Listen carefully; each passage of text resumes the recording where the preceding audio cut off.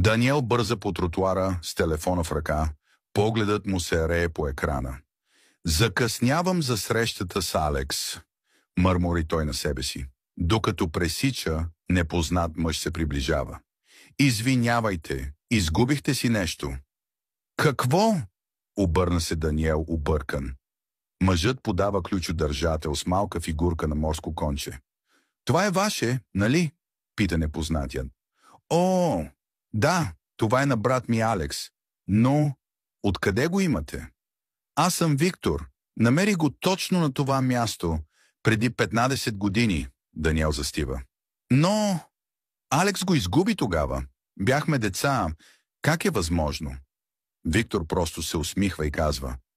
Може би просто беше време да се върне при теб. Даниел гледа ключодържателя в ръката си. Фигурката сякаш блестеше леко на слънцето. Но защо точно днес? Пита той. Защото понякога миналото само избира кога да ни намери. И точно в този момент Виктор се губи в тълпата. Последвайте ме за час-две